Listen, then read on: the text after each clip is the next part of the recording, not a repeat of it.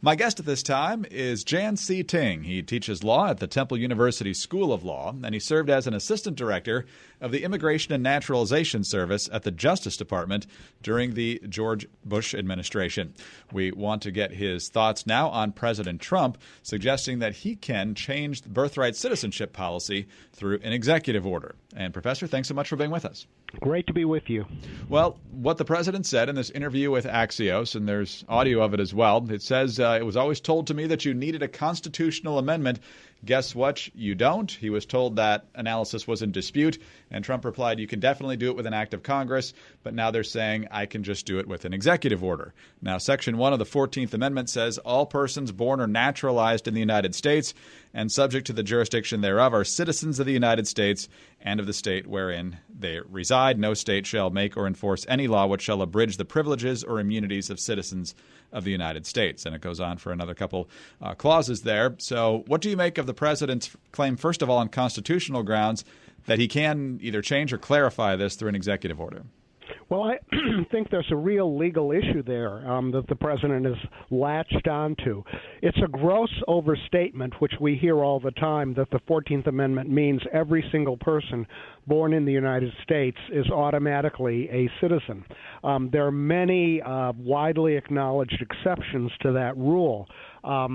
So, for example, the children born to diplomats in the United States are not automatically birthright citizens. I mean, they can be born in George Washington University Hospital, but if they're here because their parents are diplomats, they are not entitled to birthright citizenship. Similarly, anyone Army in hostile occupation.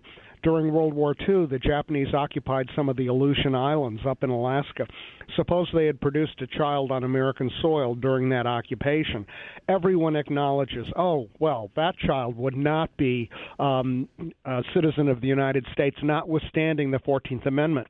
And the most important exception is that for Native Americans, that the Supreme Court held in a case called Elk v. Wilkins, that anyone can look up, that it was perfectly logical that people who had allegiance, who were born owing allegiance to another sovereign, in that case the Native American tribes, those people were not automatically citizens. And that was a long-standing holding of the United States Supreme Court, and Congress exercised its power to overturn that ruling through legislation and saying, you know what, we're going to make those Native American children born in the United States citizens at birth, notwithstanding the well-established doctrine that they were not entitled to birthright citizenship under the 14th Amendment because they owed allegiance to another sovereign. So there are a whole bunch of exceptions out there. And again, the key language in the 14th Amendment is subject to the jurisdiction thereof. Academics have been debating this particular issue on the 14th Amendment all the time, where it's come to the fore now because there are obviously an enormous number, a record number of illegal immigrants in the United States giving birth to children. We've had this phenomenon of birth tourism where people come to the United States to deliver their babies just so they get citizenship for the children. They usually then take the children back to their home country. The children never experience any part of living in the United States, but when the children are 30 or 40, they can go to any consulate and say, hey, I was born in the United States. I've got a birth certificate. Please give me a passport. I want to come to the United States and vote in the next election. And that would be fine under current law. And all the president is saying is, there are other possible interpretations of the 14th Amendment. And I think, this notion of issuing an executive order to challenge it is an interesting idea to get. Obviously, the president would be sued by the ACLU immediately, but that would get the issue into the courts. Let the Supreme Court decide. I mean, ultimately, they end up deciding every important question in the American legal system anyway. So push the issue up to the Supreme Court and let them decide what is the proper interpretation of the 14th Amendment. But I think the Supreme Court has always been deferential to other rulings of the Supreme Court.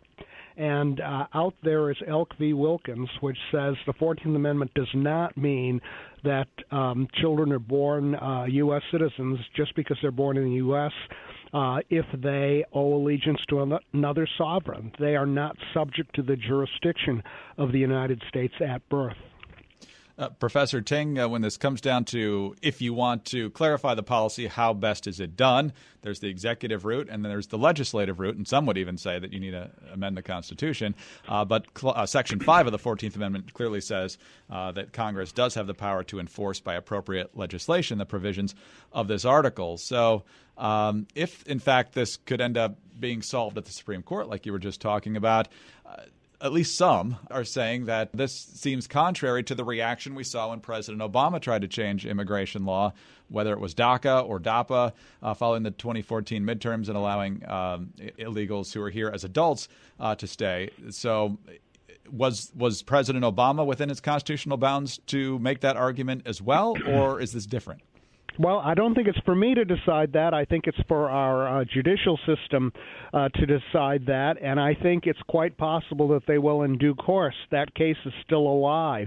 As you will recall, people were wary of challenging DACA at the time that it came through in 2012 because let's, admit that the beneficiaries were the most sympathetic portion of the illegal alien population in the United States, people that came to the U.S. Or were brought to the U.S. as children.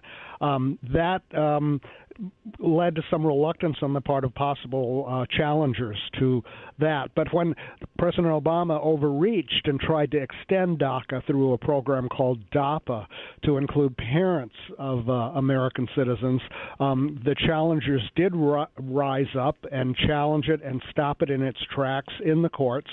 And that gave rise to the legal analysis, which calls into question the legitimacy of DACA as well. And indeed, the current administration's commitment to repealing DACA was, I think, stimulated by the advice that they received from those plaintiffs in the DAPA litigation that they were going to challenge DACA. If the administration didn't make a move, they would challenge it in the courts, get it overturned, and kill it in its tracks with no possibility of a transition. And I think the administration said, well, wait, we don't really want you to do that. We'll try and stop it ourselves, providing a kind of transition. So, people just aren't suddenly thrown out of the system and out of the country. So that's what was going on there. I think that effort has stalled, but the lawsuit is still out there. The challenge to DACA is, as far as I know, still proceeding. And I expect we'll be hearing from the courts on that issue. And if this president issues an executive order on the 14th Amendment, we're going to hear from the courts on that, too. Lastly, Professor Ting, and it's an issue that came up in our conversations about the various travel bans issued by the administration, and that's the expansive power the executive does have when it comes to immigration policy. But obviously, every power granted by the Constitution comes with limits. So refresh the minds of our listeners about just how much latitude he does have and where that latitude is generally expected to end. Well, it comes from two places. One, it comes from a delegation of authority from the Congress. In the case of the travel ban, it always seemed clear to me that Congress has explicitly delegated to the president in a statute, in a law of the United States, that the president has the authority to stop any person or any group of non-citizens from entering the United States. And when I teach that provision in class, I tell my students that there's this commercial on TV about WeBuyAnyCar.com, and that consists of a rap song, and the person stops on the word any. And I think that's the right way to read the statute, that Congress has told the president, you can stop anyone from coming in.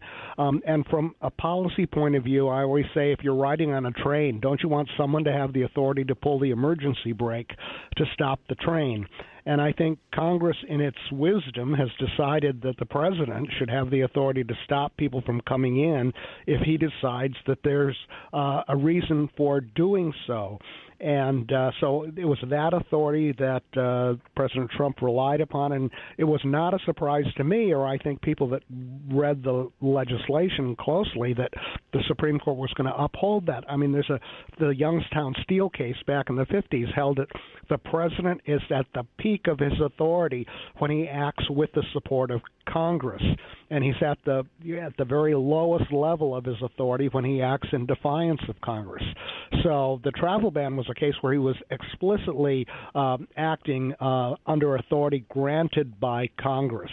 But the other source of presidential power and congressional power in immigration generally is just the Supreme Court's deference to the political branches of government. The Supreme Court has repeatedly said, in effect, hey, we're just judges. We can't substitute our political opinion for the political branches, the people that are elected by the American people.